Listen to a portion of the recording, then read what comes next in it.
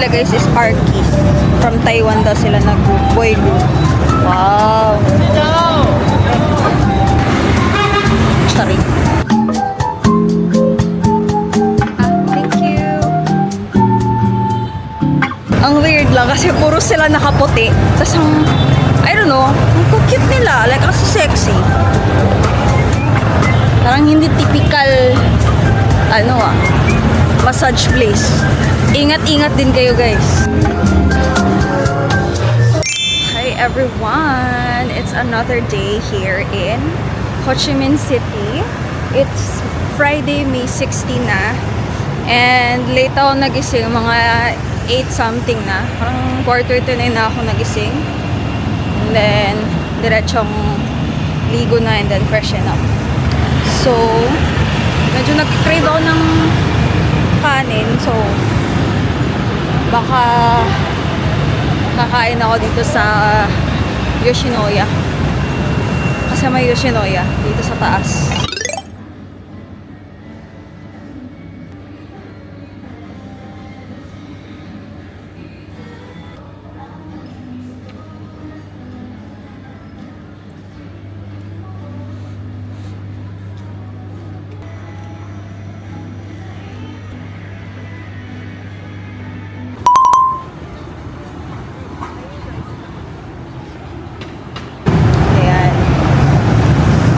Pa-freebie pa sila na fan. Name ng grupo nila guys is Arky. From Taiwan daw sila na boy group. Wow!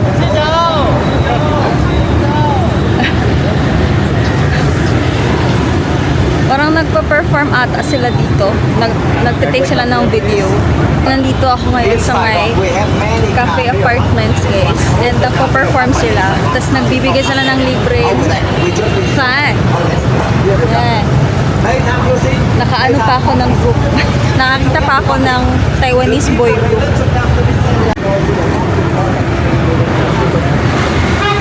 Sorry. Parang may event sila dito. Marami din namang fans, oh.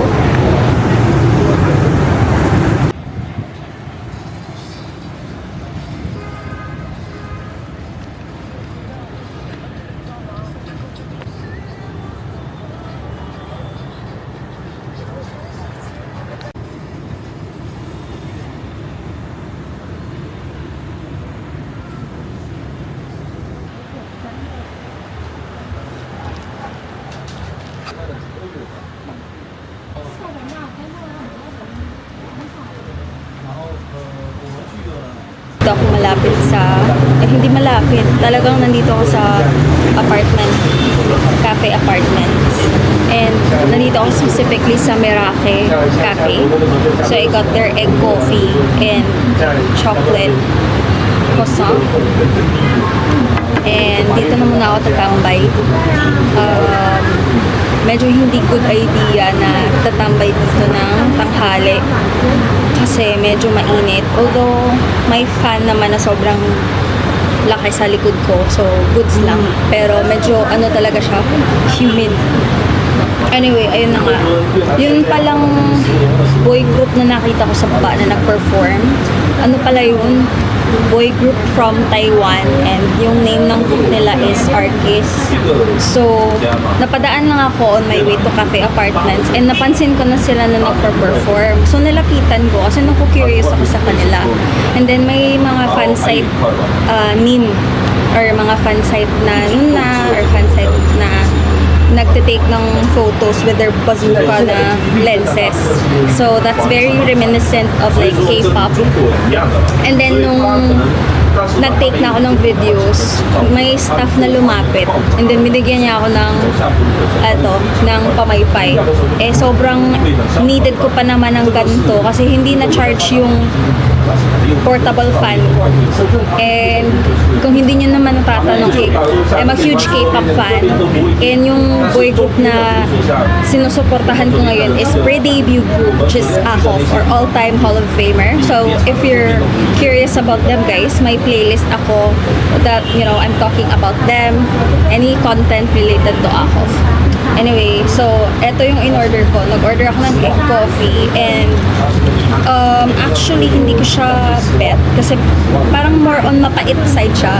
May isang coffee shop ako na napuntahan dito sa Cafe Apartments na sobrang nasarapan ako sa egg coffee nila. I think nasa next floor or 2 floors above.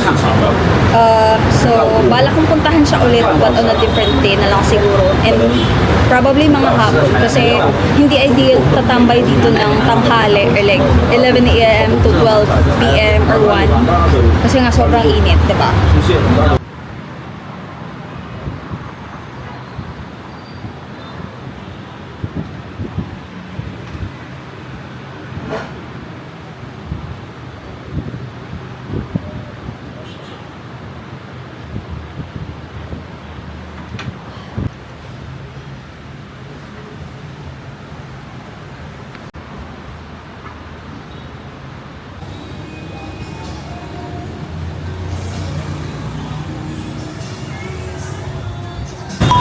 Ayan, hi everyone! I just woke up. Natulog ako after kung magkape guys. Kasi hindi ako makatulog ng straight. Kasi nga, 'di ba, pag dorm, alam nyo naman, ang daming labas-pasok sa loob ng dorm. So, hindi ako nakakatulog ng straight or maayos. Anyway, actually, before ako ng vlog, guys, pagkalabas ko ng hostel, I was walking and minding my own business. Tapos niyan, may dalawang parang Vietnamese na lumapit sa akin and was speaking to me in Viet. Pero of course, inano ko na hindi ako nakakapagsalita ng Viet and English. So I said, okay, I'm sorry, ganon. And then parang tinanong nila ako kung if I can spare like 1 minute or something. Sabi ko, I don't know, for some reason, friendly naman ako pag bet ko yung mga tao. Pero, I don't know, pag talagang iba yung pakiramdam ko, umaandar talaga yung pagiging ano ko parang bitchy ko So, hindi naman bitchy, but I refused in a nice way. Sabi ko, I was looking at my phone and then pointing at my watch. Sabi ko, sorry, I'm off to meet a friend. So, I need to go. Something like that. And, ayun, hindi naman na nila ako pinilit or anything like that. Pero, I don't know, it's just weird to me. Why would you come up, diba? And then, parang tinatry niya pang mag-English for me. And, pag mga ganyan guys, especially for us na dayo, it's really important na parang ano mo yung sarili mo ba? Alagaan mo and you protect yourself kasi nga, especially sa akin na babae ako. Although dalawang babae naman yun, hindi naman yun lalaki or anything. Pero, ayun na. Anyway, today is Friday, May 16. And ang oras is 8:46 p.m. na. So, itatry kong maghanap ng makakainan. Supposed to be yung plano ko magpamasahe pero nagtry na lang akong mag-book sa Klook para I can pay it via credit card. Parang maraming bar tsaka mga massage parlor.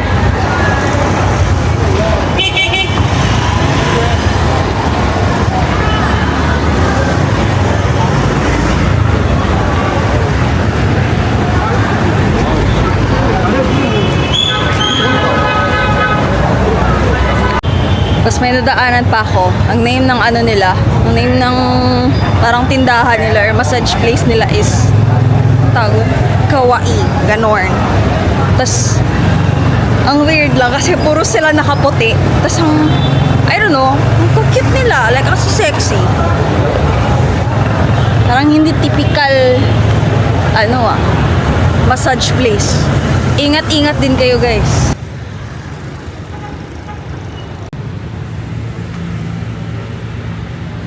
Nandito ako ngayon sa labas ng parang pangalan ng lugar na to, Katsu something, I'm not sure.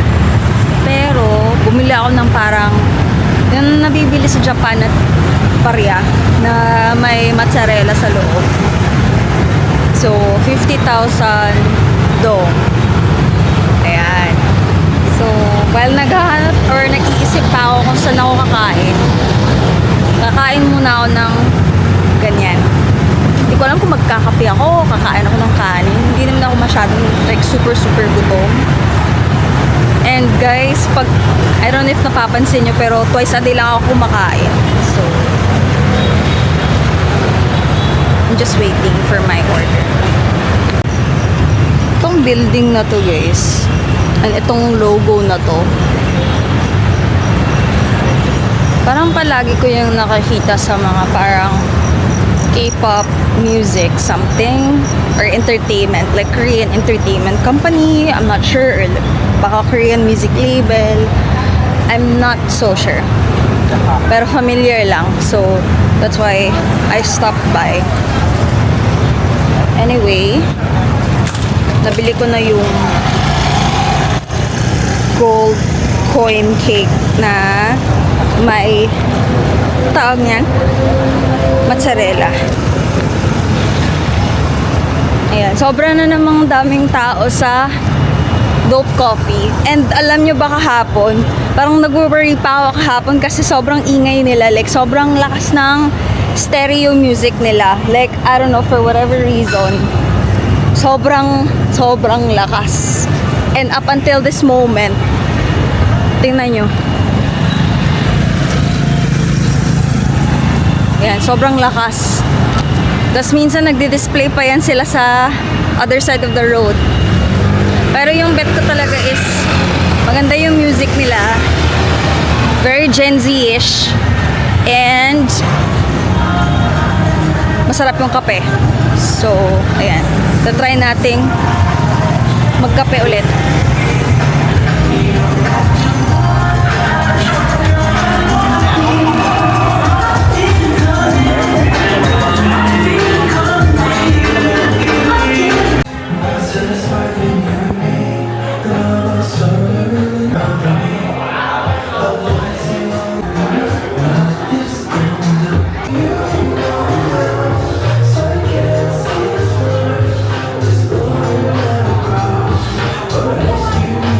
Ayan, balik na ako sa hostel ko guys. Change location kasi hindi ako makapag-focus kumain dun. Nakakahiya kasing kumain ng outside food. Baka bawal. And ayun na, parang the tita in me na din is screaming kasi medyo maingay talaga. Like, hindi ako makafocus sa pagkain. But I got their chocolate iced coffee. Ayan. For 55,000 dong. And etong, yung sinasabi ko kanina, yung gold coin ba na may cheese, mozzarella inside, which is kind of like similar sa nakain ko dati sa Japan. Ayan, super sarap.